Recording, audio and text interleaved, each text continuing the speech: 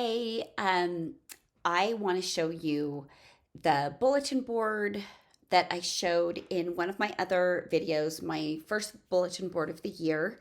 So I saved a clip from when I was doing my classroom setup. I'll show that first, then you can see what the bulletin board looks like as we moved into the About Me week.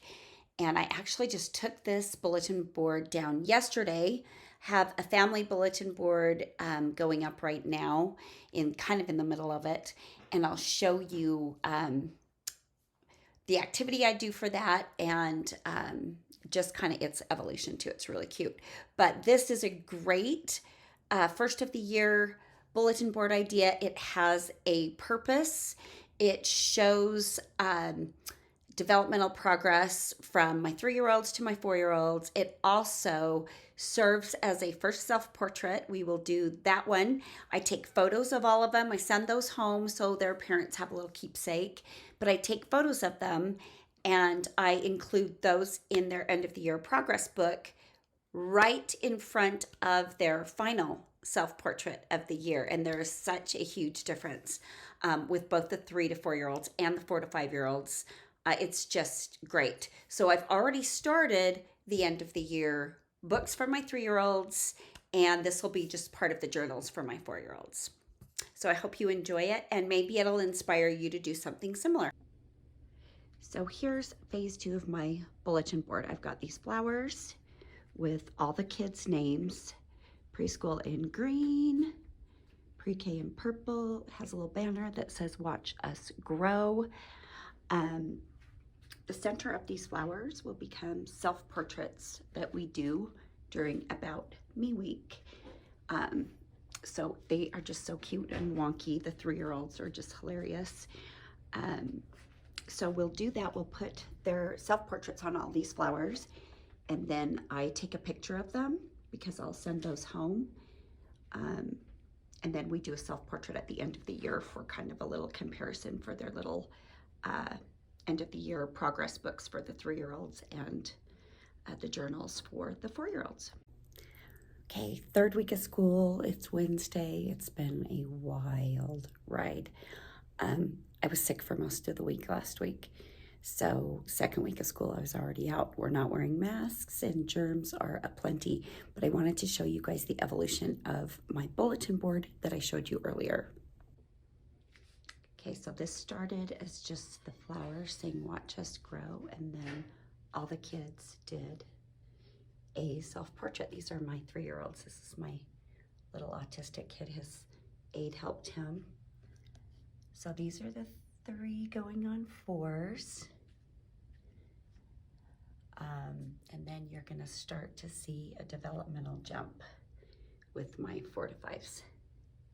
Just like the detail and, you know, some of them are still a little crazy, but it just shows how much they change in a year. It's unbelievable. You know, some not so much, but I think these are precious. I love them. So that's that. That is the bulletin board. I love it. I'm going to show one more view, a long view, so hang on. Yay. And what I'll do is I'll take a picture of all these faces, and this will be part of their end of the year book because they'll do a self-portrait at the beginning and a self-portrait at the end. So already starting to get ready for the end of the year. So that was that, and I will keep showing you parts of activities that we do during the year. I took some footage this week of a lot of our family and friends and color mixing videos that I think you'll really enjoy and will give you some great ideas of some things that you can do for your class. But I hope you enjoyed that. If you have any questions, leave them in the comments and I'll get back to you as soon as I can. If you want to know how I cut out the flowers, I did it with a Cricut. I don't think you need to do that. I think you could very easily find a cute flower pattern that you could just trace and cut as well. Get some really thick cardstock, maybe some 12 by 12, and just cut your own flower. but I did use a Cricut. I made those, gosh, probably 10 years ago, laminated them, so I'm still using them. And each year I think, oh, I've got to come up with a different bulletin board. But this bulletin board is beloved by the parents. Everyone in the school loves to see it, and it gives me um, something to show at my first parent teacher conference. I can show that first self portrait, and it gives me something for their end of the year portfolios slash progress books, and I put it in the pre-K kids journals, right next to I think I said it earlier, a recent self portrait, so that the parents can really see the leaps and bounds these kids make at this age. I mean, this age is one of tremendous growth, and it's just really cool to see it. And if you want to know how I did the project, I cut circles, um, and I had mirrors for the kids to look at, little hand mirrors that I got at the dollar store, so the kids looked at themselves and drew their faces from there. I gave them instructions, like if your eyes are blue, make blue eyes. Do you have eyelashes? Do you have eyebrows? Some kids got pretty detailed and pretty accurate, and other kids, they just like the color yellow. So they made themselves yellow. Just always let your kids be really free to do whatever they want. Their art should be an expression of themselves and their abilities.